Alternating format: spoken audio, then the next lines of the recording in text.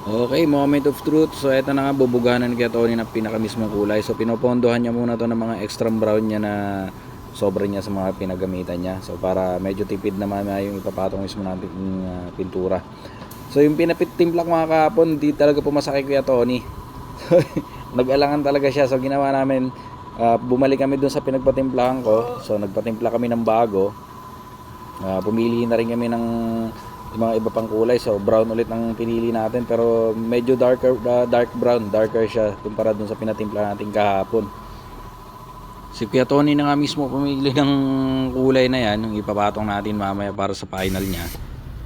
So pina-approve niya lang sa akin. So nagustuhan ko rin naman yung napili niyang kulay, kasi mga maganda rin yung napili niya. So eto na nga yan. Saka pa lang natin masasabi kung pop o flop ba yung napili talaga nating kulay after matapos lahat to. Pero sa nakikita ko, mukhang goods na goods to, men. Mukhang ganda ng kalalabasan nito.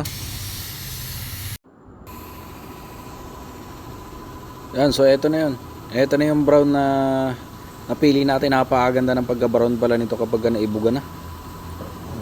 So ang kintab niya, wala pang primer yan. So lalo na kapag nabugahan na ng primer to, na-excite na ako dito, men. Ang ganda ng kinalabasan, no? Jeez. Yun, malapit na. Eto, so top coat na to, men.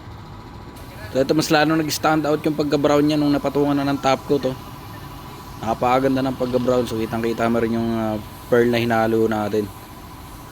Ang ganda nito.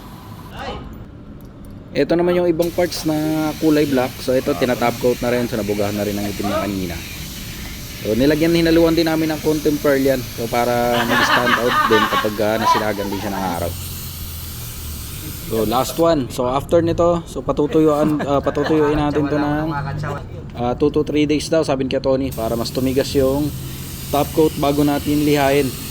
So after ng liha, so saka naman natin siya ibabuff. Pero ikakabit muna natin mismo sa motor bago natin i-buffing.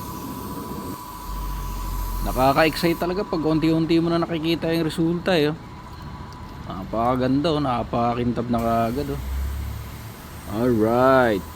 Okay, ito na yung napinturahan natin na fairings. Yung brown, tapos yung mga black, dito na rin.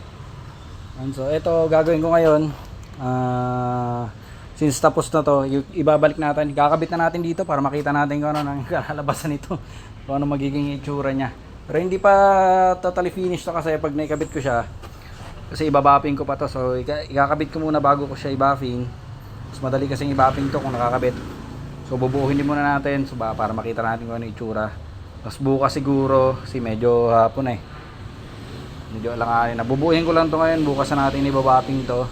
After natin i-buffing, so bibili tayo ng mga sticker para maikabit natin yung mga sticker na tinanggal natin dyan na wala na. So orderan na natin kay Shopee yan.